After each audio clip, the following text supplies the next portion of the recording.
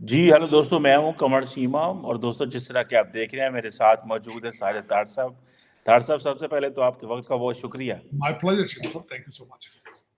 तार साहब 2-3 बड़ी इम्पोर्टेंट डेवलपमेंट्स हैं। एक तो हम देखते हैं कि भारत के अंदर इस वक़्त इलेक्शन कैंपेन चल रही है। मैं देख रहा था नरेंद्र मोदी साहब कह रहे हैं कि इंडिया के अंदर जो स्टार्टअप्स हैं वो उसमें इंडिया की यूथ इंटरेस्टेड है। तार साहब पाकिस्तान के अंदर तो रोज़ाना हमले हो रहे हैं। आज एक हमला हुआ है ग्वादर पोर्ट के करीब जिस पे आपको पता है चाइना ने बड़ी इन्वेस्टमेंट की हुई है, अरबों डॉलर की इन्वेस्टमेंट है।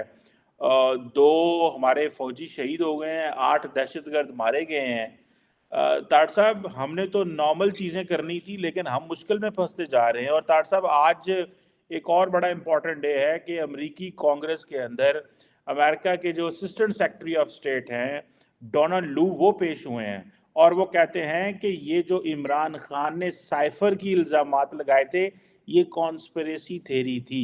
ये आज अमेरिकी स्टेट डिपार्टमेंट ने ऑफिशियली कांग्रेस में इस पे बात कर दी है। तार साहब कैसे देखते हैं इन इश्यूज को? चीमा साहब, डोनाल्ड लू का एक तो आज वो पेश हुए, पेश होने से पहले उन्होंने एक इसका रिटर्न जवाब भी दिया था जिसके अंदर उन्होंने अपनी अपने ऑब्जर्वेशंस बताई। उन्होंने खासकर पेशावर के अंदर जब वो एक जूनियर ऑफिसर वहां पे रहे आज से 30 साल पहले 1993 में, उन्होंने उसका भी उसमें जिक्र किया था। फिर उन्होंने बताया कि 1993 के इलेक्शंस में जब जिसमें बेनजीर और नवाज शरीफ साहब आमने सामने थे, उसके बारे में उन्होंने बताया कि दर हकीकत यही उन्होंने उसमें कहा था कि ये इलेक्शन वाला जो काम है ये आज कोई नया नहीं है। 93 में भी इसी तरह के काम होते थे। उन्होंने उसमें भी अपने रिजर्वेशन का इजहार किया है। लेकिन आज जो उन्होंने और उसके अंदर भी उन्होंने कहा था कि उस लेटर के अंदर भी कि और उस आज फिर उन्होंने वही दोबारा रिपीट भी किया है कि उन्हें उनकी ऑब्जर्वेशन अपनी जाति क्या है, जिसके बारे में उन्होंने खासकर इंटरनेट का उस दिन ना होना उसके बारे में उन्होंने बात की है। और उन्होंने उसके बारे में रिकमेंडेशन बताई कि लोगों को जो ऑब्जर्वेशन टीम थी उसको नजदीक नहीं जाने दिया इलेक्शन के अंदर। और फिर उन्होंने इस चीज का भी इजहार किया कि सहाफियों के साथ जो है वो अच्छा सलूक नहीं हो रहा, बिलखसूस फीमेल जर्नलिस्ट उनके हवाले से। लेकिन फिर उन्होंने खास करके उसमें जो सबसे बड़ा बात की कि 6 करोड़ लोगों ने वोट डाले हैं, 2 करोड़ खवातीन थी जिन्होंने वोट डाले। लेकिन उसमें उन्होंने खुल के इस चीज का आज इजहार किया है कि जो साइफर है वो बिल्कुल सरासर झूठ है। उन्होंने बिल्कुल इसमें क्लियर कहा है और उसके अंदर अमेरिका का कोई किरदार नहीं है। दर हकीकत मैं तो मुसलसल माजी में भी ये कहता रहा हूं कि हुकूमतें इस तरह चेंज नहीं की जाती कि जब लोग पीछे बैठ के स्टाफ नोट ले रहा हो तो आप कहें जी हम रजीम चेंज कर रहे हैं। फिर खान साहब ने उसके ऊपर खुद ज्यादती की है, 55 जलसे किए, साइफर जेब से निकाल निकाल के साथ खुद ही अब इस वक्त अमेरिका के कदमों में लेट रहे हैं। इस वक्त पीटीआई अमेरिका इतना पैसा पंप कर रही है जिसकी हद कोरी लाबी के अंदर। मुझे आज एक और मैं यहाँ पे अपने खास कर एक मुझे इजहार करूंगा इसकी चीज का कि जब वहां पे आज साइफर की डोनाल्ड लू की जब हियरिंग चल रही थी तो पीछे मुर्शद के मुरीद वहां भी बैठे हुए थे, उन्होंने पीछे से नारे लगाए। जिस तरह के लौंडे लपाड़े अगले दिन आईएमएफ के सामने थे उसी तरह के लौंडे लपाड़े आज वहां बैठे थे पीछे, उन्होंने नारे लगाए हैं। मेरे जैसे जख्मी जो लोग पहले ही वहां से महाजर होकर भाग के जरे इधर जो इस वक्त फिर रहे हैं उनको दुख होता है कि आज तक पाकिस्तान के लिए कोई नहीं निकला। आज तक पाकिस्तान के लिए किसी पाकिस्तान ने लॉबी नहीं किया। यहाँ पे लोग कहते हैं जी ऑर्गेनाइजेशनें हैं बड़ी बड़ी पुरानी है, अपना है, पुराना है, नया है। किसी ने आज तक चीमा साहब किसी ने आज तक पाकिस्तान का मुकदमा नहीं लड़ा 76 साल। लेकिन देखें मेरे बुजुर्ग भी और लोग ये कहते हैं कि जहां कौमें जाहिल होती हैं वहां पे मजहब का जादू सर चढ़ के बोलता है, वो बोल रहा है। अमेरिका के अंदर मैंने आपको बताया मेरा सबसे पहला गिला क्या होता है, पाकिस्तानी डायस्पोरा को तालीम याफ्ता नहीं है। आप लोग खैर कह देते हैं मेरे जैसे बंदे को अने जी उतने बड़े डॉक्टर गए, मैं डॉक्टरों को मैकेनिक ही समझता हूं। उन्हें क्या पता है सोशल इश्यूज क्या है, जमहूरियत क्या है। आज तक पाकिस्तान के लिए क्यों नहीं ये डॉक्टर निकले, मेरे ये क्वेश्चन है उनसे। अपना ने आज तक एहतजाज लॉबी आज तक अमेरिका लॉबी पाकिस्तान के लिए क्यों नहीं किया आज तक।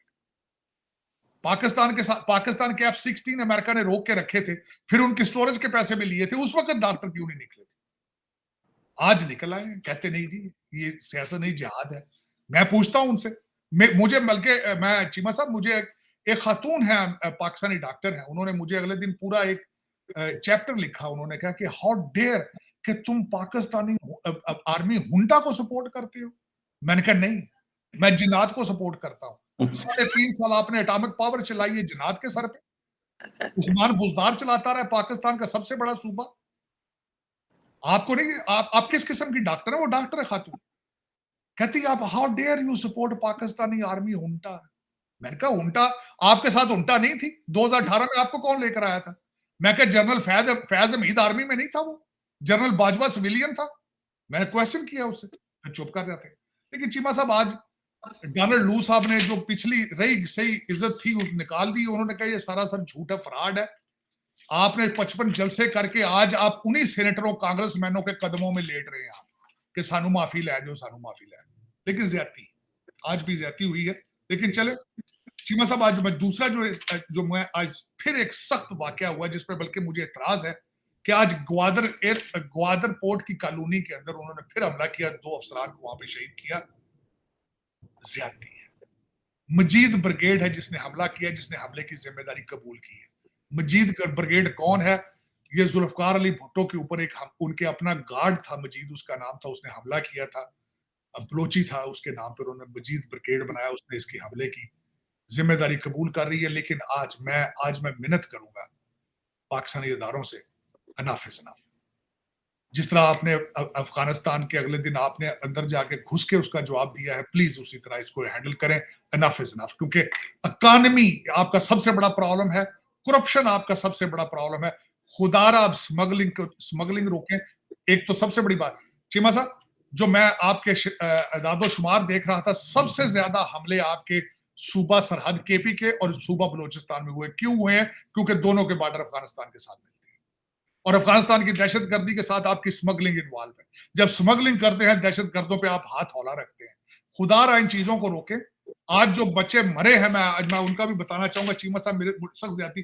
35 साल का जो बहार खान है डेरा गाजी खान का, और 28 साल का इमरान अली है, दोनों किसी माँ के बच्चे हैं, जवान हैं, उनके छोटे छोटे बच्चे होंगे। तरस करें इनके लोगों के ऊपर। अब इन लोगों को करार वाकई सजा दें, इनके घरों में घुस के मारे। उसकी वजह यह है कि ये वो कौम है चीमा साहब जिनकी खातर हमने पाकिस्तान तबाह कर लिया।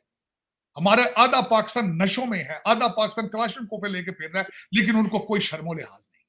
मैं हैरान हूं कि पाकिस्तान के लेफ्टिनेंट कर्नल अगले दिन शहीद हुआ है, कैप्टन शहीद हुआ है पाकिस्तान के अंदर। लेकिन अफगानियों को चाहिए था कि अगर तुम्हारा कंट्रोल में नहीं है टीटीपी, तो हजारे हमदर्दी करो कि हम आपके साथ हैं, आए मिल के हमला, आए मिलकर इनका कुछ करते हैं। लेकिन मुत्तकी साहब ने आगे से धमकियां दी आपको। देखिए किस तरह के लोग हैं। हमने पाकिस्तान तबाह कर लिया इन लोगों की वजह से, लेकिन उन्हें कोई शर्मो लिहाज ही नहीं है चीमा साहब। अब ये टाइम आ चुका है, मैं हम्बल रिक्वेस्ट करूंगा कि प्लीज इनका जवाब दें।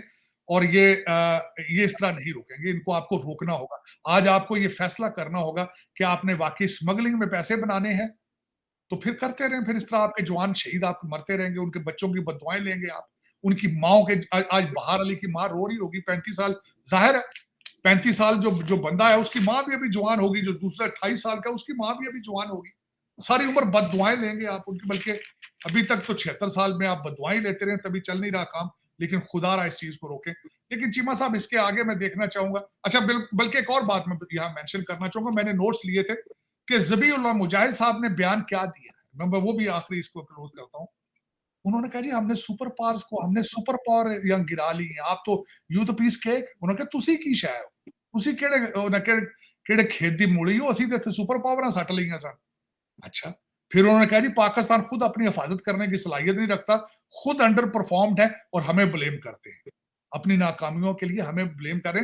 ये ज़बीउल्लाह मुजाहिद साहब ने मेहरबानी फरमाई है कि जो हमने पाकिस्तान तबाह किया है, इनके बच्चे पाले हैं, जो इस वक्त अभी तक 1.7 मिलियन इलीगल जो अफगानी यहाँ फिर रहे हैं, उनका जवाब ये है आपके लिए कि बजाय आपसे हमदर्दी करने के, वो आपको कह रहे हैं कि तुम नालायक हो, नाअहल हो, तुम अपनी हिफाजत नहीं कर सकते हो और तुम अपनी नाकामियों पे हमें ब्लेम कर रहे हो। ये तोहफे में दे रहे हैं वो आप। अब आपको कुछ पाकिस्तान बनने की कोशिश करें, पाकिस्तानी बने और इन चीजों का जवाब दें। वरना 4 मिलियन चीमा साहब इस वक्त 4 मिलियन है पाकिस्तान में सारे जो दहशतगर्द जो आपके अफगानी, मैं तो दहशतगर्द समझता हूँ, उसमें से 1.7 इलीगल है। कुछ तो तुम इतने भेज दिते ना, हूँ इतने साढ़े भी उन्होंने पिछे पैना, इतने उन्होंने कुछ तो इतने आ गए ना, साढ़े ओबामा साहब उन्होंने लैन जहाजा च चुक ये भी मेहरबानी। लेकिन ये कि चीमा साहब, दुख वाली बात है, दुख वाली बात मैं देख के कहूंगा, चीमा साहब आप अफगानिस्तान की हालत आज देख लें, क्या हालत है। इंडिया देख लें, जहां ये अफगानी जाके मार मार के आपको मुसलमान करते रहे हैं, इन्होंने क्या जुल्म भारत के साथ नहीं किया।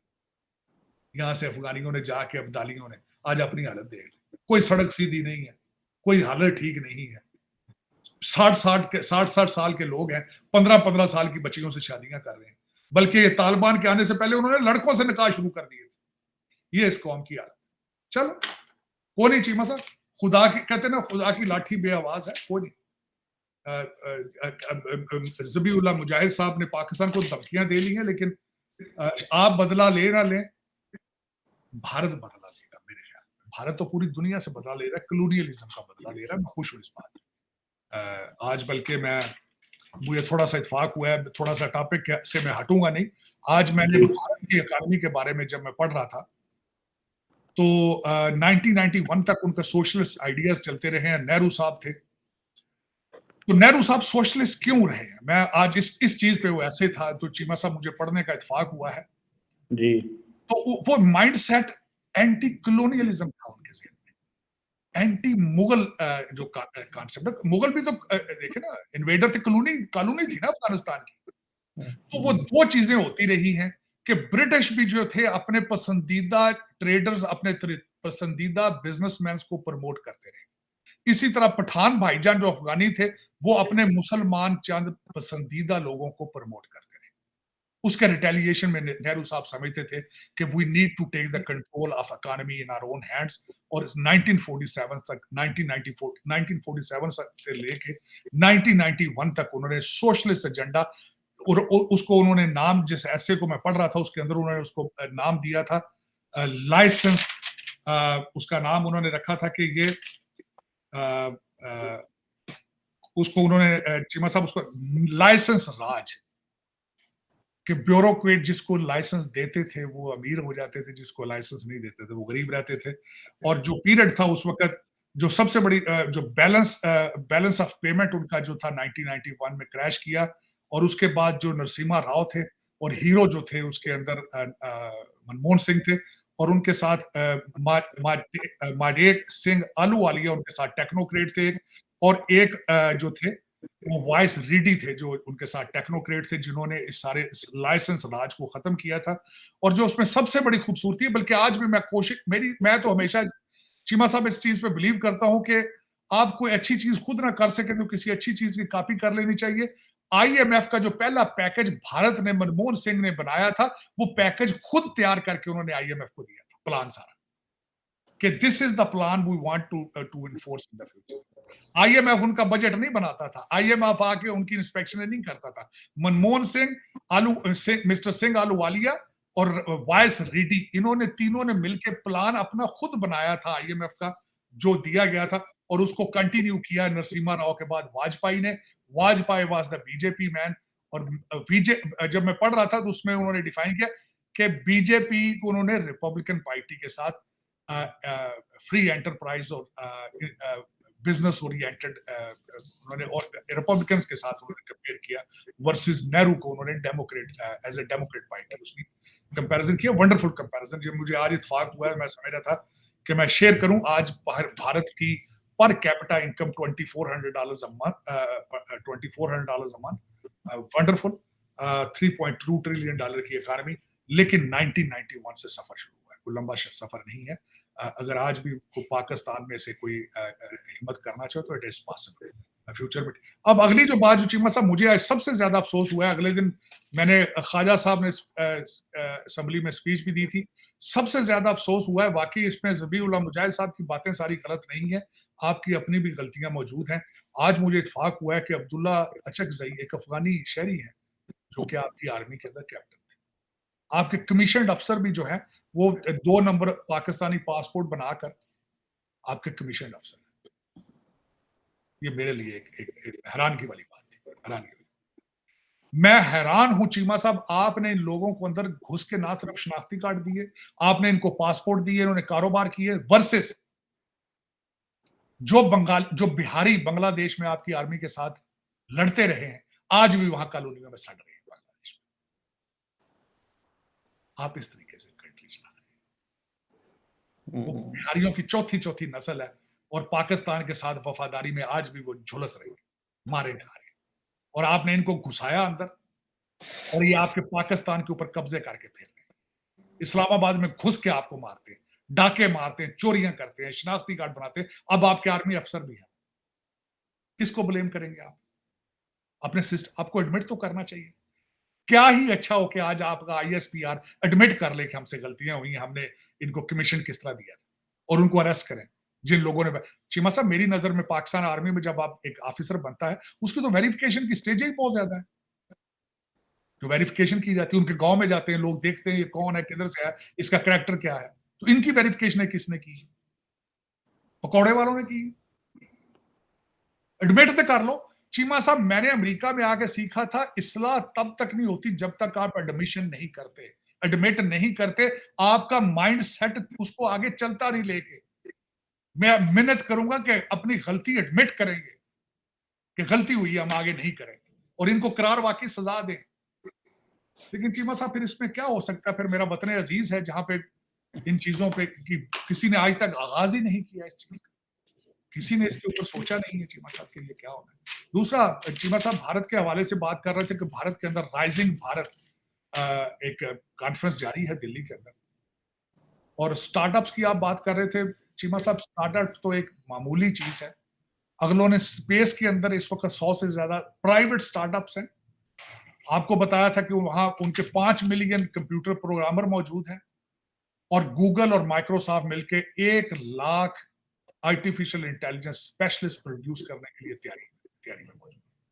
मुझे, मैं खैर दीवाने के ख्वाब है चीमा साहब। मुझे किसी ने कहा कि तुम भाई हमेशा ट्रेड करते हो, ट्रेड से आगे क्या करोगे? मैं कहा मेरी ख्वाहिश तो ये है कि इंडियन इंस्टीट्यूट ऑफ टेक्नोलॉजी या तो उनसे आके कोई ब्रांच लाहौर में उनकी खुलाई जाए जब रिलेशनशिप थोड़े बेहतर हो, तो या फिर लाहौर इंस्टीट्यूट ऑफ टेक्नोलॉजी उसकी टक्कर का कोई बने। उसी तरह के लोग जहां पे लौंडे लपाड़ों को सबसे पहले तो मैं इंग्लिश सिखाऊं, ये उर्दू से जान छोड़ेंगे, और दूसरा उसके बाद इनको आर्टिफिशियल इंटेलिजेंस सिखाई जाए, और इनको कहा जाए कि ट्विटर से गाड़ा कड्डण नाल कुछ इनकम नहीं आती, रोटियां नहीं आती इससे।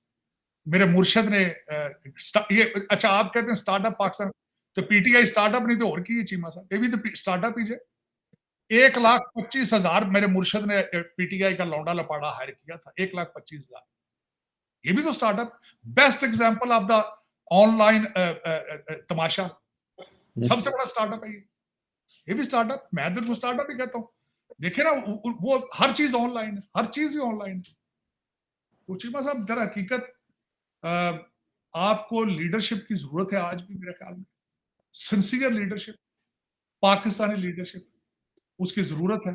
इश्तिहार दो अखबार च किसी चंगे जी जमात कर इंशाअल्लाह चंगा कोई जो टैलेंट गुआचे लभी है उन्होंने जो ताट साहब, अमेरिका की बात हो रही है, अमेरिकी कांग्रेस में भी हमारे पास भी तमाशे हैं, पर ਤੁਹਾਡੇ ਕੋਲ भी बड़े तमाशे बड़ा हैं। बड़ा केस है। उसकी एक छोटी सी मिसाल देना चाहूंगा चीमा साहब। रिपब्लिकन मिस्टर शर्मा ने, कांग्रेसमैन, उसने आज सबसे बड़ी रिक्वेस्ट कर दी। उन्हें कहा जी वो मुर्शद पार जेल च जाके पूछो उन्होंने उत्थे उन्होंने एक्सरसाइज दी मशीन काम कर रही है कि नहीं कर रही। यार खुदा दा शर्म कर। कोई मतलब ये ताड़ साहब, ये ताड़ साहब, आप इतने अमेरिकी कांग्रेसमैनों को मिलते रहते हैं, आपके दोस्त हैं पर्सनल, मुझे ये बताएं कि क्या ये एक ही ये पीटीआई वाले अमेरिका च भी बढ़ गए ना, ये क्या है? मतलब इन्होंने सुना है चीमा ये साहब, पैसे लेके सब कुछ ही बोल देते हैं। ताड़ साहब, हमारे ऊपर तो ठीक है, ਅਸੀਂ ਡਾਲਰ ਦੇ ਸਾਡੇ ਇਲਜ਼ਾਮ ਨੇ ਜੀ, ਪਾਕਿਸਤਾਨੀ ਡਾਲਰ ਖਾ ਜਾਂਦੇ ਨੇ, ਇੰਜ ਕਰ ਰਹੇ, मतलब ਤੁਹਾਡੇ ਕੋਲ ਵੀ ਡਾਲਰਾਂ ਦੇ ਰੌਲਾ ਹੈ, मतलब ਚੀਮਾ ਸਾਹਿਬ, कोई ਤੁਸੀਂ ਮੈਨੂੰ ਕਿਹਾ ਨਾ $5,000 ਹੈ ਤੇ ਮੇਰੇ ਕੋਲ ਜਿੱਥੇ ਮਰਜ਼ੀ ਲਕੀਰਾਂ ਕਢਾ ਲਓ। ਇਹ ਹੀ ਕਾਂਗਰਸਮੈਨਾਂ ਦੀ ਹਾਲਤ, ਇਹ ਹੀ ਹਾਲਤ ਬਿਲਕੁਲ। ਚੀਮਾ ਸਾਹਿਬ, ਸਪੈਸ਼ਲ ਇੰਟਰਸਟ ਇੱਥੇ ਕਿਉਂ ਦੁਨੀਆ ਰੋਲਦੀ ਫਿਰਦੀ ਕਿ ਇੱਥੇ ਮਰ ਗਏ ਆ, ਇੱਥੇ ਡੈਮੋਕ੍ਰੇਸੀ ਖਤਮ ਹੋ ਗਈ, ਸਪੈਸ਼ਲ ਇੰਟਰਸਟ ਮਾਰ ਗਿਆ ਸਾਨੂੰ, ਸਪੈਸ਼ਲ ਇੰਟਰਸਟ ਮਾਰ ਗਿਆ। ਮਿਲਟਰੀ ਇੰਡਸਟਰੀਅਲ ਮਿਲਟਰੀ ਕੰਪਲੈਕਸ ਜਿਹੜਾ ਸਾਨੂੰ ਤਬਾਹ ਕਰ ਗਿਆ, ਆਇਲ ਕੰਪਨੀਆਂ ਸਾਨੂੰ ਤਬਾਹ ਕਰ ਗਈਆਂ, ਇੰਸ਼ੋਰੈਂਸ ਕੰਪਨੀਆਂ ਸਾਨੂੰ ਤਬਾਹ ਕਰ ਗਈਆਂ। ਚੀਮਾ ਸਾਹਿਬ, $5,000 ਦੀ ਬੜੀ ਵੈਲਿਊ ਅਮਰੀਕਾ 'ਚ ਕਿਸੇ ਕਾਂਗਰਸਮੈਨ ਨੇ ਦਿੱਤਾ ਹੋਵੇ ਤੇ ਇਹਨਾਂ ਨੇ ਬਹੁਤ ਦੇ ਦਿੱਤੇ ਨੇ ਪੈਸੇ। ਉਹ ਸ਼ਰਮਨ ਸਾਹਿਬ ਪਰੇਸ਼ਾਨ ਹੋਏ ਨਾ, ਅੱਜ ਉਹਨਾਂ ਨੇ ਕਿਹਾ mister Donald Lu, please tell your ambassador in Pakistan to go say hello to Imran Khan. How are you, sir? How are you? Is your stationary bike is working? Are you getting a leg of the bakra every day or not? They would kya pucho pata ja pucha desi घ्यो च लत लभ रही है तली कि नहीं लभ रही, खुदा दा नाम। तो यार मतलब उसके जाने से क्या होगा? चला जाएगा अमेरिकन एम्बेसडर, वो जरदारी नहीं मिलता फिरदा, दूजिया नहीं मिलता फिरदा, के आईजे नहीं मिलता फिरदा। चीमा साहब अमेरिकन, आप मुझे ये बताएं, एलाइज छोड़ के भाग गए हैं जिस तरह मक्खियां भाग रही हैं। सऊदी अरब मुंह लाकर हाजिर नहीं। इसराइल की सारी जंग गाजा की ये सपोर्ट, पैसा भी दे रहे हैं, असला भी दे रहे हैं, और वो इनकी बात भी नहीं मान रहा। ये फॉरेन पॉलिसी के हालात है। चीमा तार साहब साहब, मजे की नहीं नहीं, आखिरी आखिरी एक पॉइंट प्लीज। चीमा साहब कहां है टोनी बिल्किन? आज सियोल में है, डेमोक्रेसी समिट हो रही है वहां पे सियोल में। हाँ, वहां पहुंचे हैं, साथ नॉर्थ कोरिया ने 6 मिसाइल छोड़े हैं उनके ऑनर में। ये रिस्पेक्ट है फॉरेन पॉलिसी की। एक कांग्रेसमैन का कह देने से क्या फर्क पड़ता है? 6 मिसाइल उसने छोड़े हैं नॉर्थ कोरिया ने, और जिस लिमोजिन पे वो आया है, that was a gift of the future to North Korea in respect of Tony Blinken. ये उसकी रिस्पेक्ट है, टोनी बिल्किन। चीमा साहब, जब आप रात के अंधेरे में अपने बच्चों की लाशें उठा के कंधों पे भागे, तो फिर आपसे डरता कोई नहीं। आपको सुपर पावर लोग नहीं कहते, नहीं कहते। यही पाक इस वक्त अमेरिका का अलमिया है सबसे बड़ा। तो वो कोई फर्क नहीं पड़ता, चाहे मिल भी आए ना जाके American ambassador, it doesn't matter, it doesn't matter, कोई फर्क नहीं, क्योंकि उसकी वजह ये है। और दूसरा चीमा साहब, इस वक्त अमेरिकनों की आप स्टेट ऑफ पाकिस्तान की जरूरत है, इमरान खान की जरूरत नहीं है। क्यों है? क्योंकि यूक्रेन की ताइवान की वजह से हालात इनके पतले उसे नहीं। तो उसमें, और चाइना ने रिसेंट जो 2 स्टेप किए हैं चीमा साहब, उसमें 2-4 चीजें मैं आपके खित्ते के हवाले से बताना चाहूंगा। एक तो मालदीव उनके हाथ से निकल गया, चाइना के पास चला गया। दूसरा, वो जो चाइनीज आर्मी जनरल्स जो है, दे आर इन श्रीलंका और नेपाल, ये भी इससे भी परेशान है। तीसरी बात आपकी ये हो रही है कि अब इस वक्त भारत आपका अफ्रीका में खुल के असला बेच रहा है। गयाना को 2 जहाज बेचे हैं सऊदी इंडिया ने अब, क्योंकि अफ्रीका के इंडियन असला जो है वो सस्ता है, अमेरिकन असला महंगा है। तो वो अमेरिका के वैसे ही कंपटीशन में आ गया, तो इनके हाथ खुले हुए हैं असल में अमेरिकन के। और दूसरा, 8.4% जो इकॉनमी है इंडिया की, या जो भाईजान ओबामा है, उनको रात को नींद नहीं आ रही, प्रॉब्लम हो।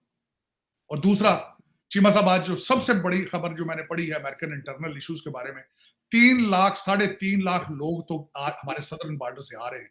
आज सुबह मैंने एक आर्टिकल और पढ़ा है जिसके अंदर न्यूयॉर्क, वर्मांट और न्यू हैम्पशायर, इन 3 स्टेटों में 2023 में 9,000 से ज्यादा लोग उन्होंने बॉर्डर क्रॉस करते कनेडियन साइड से पकड़े हैं, जिनमें से 500-600 से ज्यादा टेररिस्ट लिस्ट पे मौजूद हैं।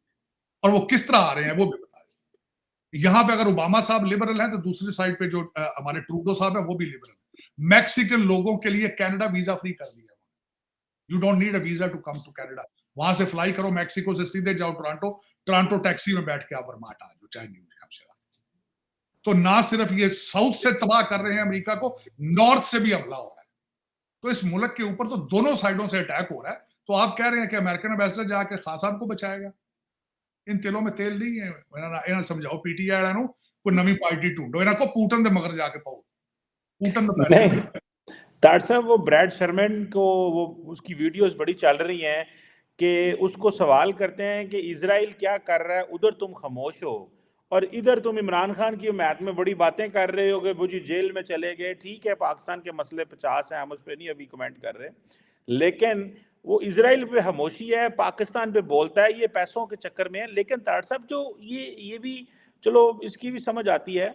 जो एक और बड़ी इंपॉर्टेंट बात की उन्होंने कहा जी कि जो अमेरिका में लोग जो पाकिस्तानी है वो एग्जिट कंट्रोल लिस्ट में डाले हुए हैं, वो उनको आने नहीं दिया जा रहा और उनको जाने नहीं दिया जा रहा। मुझे याद है तारड़ साहब, मैं उस वक्त अमेरिका में था पिछली जून में, जब आपके कज़न आजम नज़ीर तारड़ साहब जो कि पाकिस्तान के उस वक्त के लॉ मिनिस्टर थे और अभी भी उन्होंने दोबारा वो उनको लॉ मिनिस्टर हैं इस वक्त पाकिस्तान के, वो उन्होंने आपने एक गैदरिंग की जिसमें सारे पाकिस्तानी डियास्पोरा के लोग वहाँ इकट्ठे हुए थे, सारे वहाँ पे आया हुआ था।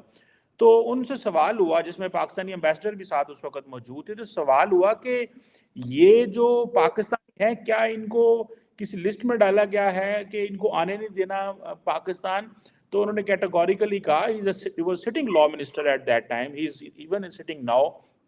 उन्होंने कहा ऐसी कोई लिस्ट नहीं है, ऐसा कुछ भी नहीं है, ये सिर्फ प्रोपेगेंडा है। तो तारड़ साहब, ये प्रोपेगेंडा नाल उम्र गुजार देनी है, ठीक है। मैं नहीं कहता कि इमरान खान के साथ उनको फेयर ट्रीटमेंट नहीं मिला, ठीक है, बहुत सारे उनके ऊपर क्वेश्चन हैं इस हवाले से। लेकिन क्वेश्चन ये है कि ये जो बात है, आप भी तो अमरीकी हैं, आप भी तो पूरी दुनिया में ट्रैवल कर रहे हैं, वो कह रहे हैं साढ़े ना।